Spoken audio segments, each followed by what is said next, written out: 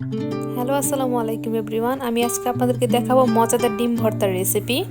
তো প্রথমে আমি এখানে দুটো শুকনা মরিচের সাথে লবণটা ভালোভাবে মেখে নিচ্ছি। শুকনা মরিচের সাথে আগে এইভাবে লবণটা দিলে কিন্তু ইজিলি এটা মাখানো যায়। এ পর্যায়ে আমি দিয়ে নিচ্ছি সরিষার তেল। আমি সবসময় এভাবে মরিচ আর লবণ আগে মেখে নিয়ে তারপরে আমি এখানে আগে সরিষার তেল দিই। তারপরে আমি পেঁয়াজটা মেখে নিচ্ছি।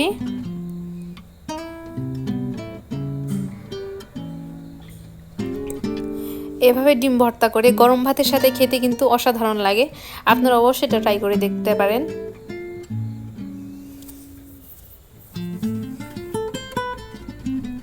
এবার আমি ডিমটাকে ভেঙে মশলার সাথে ভালোভাবে মিশিয়ে নিচ্ছি।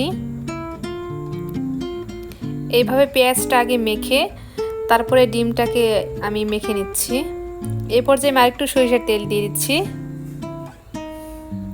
এবার আমি ভালোভাবে মিশিয়ে নিচ্ছি। তো আমার ভর্তাটা হয়ে গিয়েছে। আপনারা অবশ্যই কমেন্ট করে জানাবেন আমার ডিম ভর্তার রেসিপিটি কেমন হয়েছে এবং আপনারা ট্রাই করে দেখবেন। ধন্যবাদ।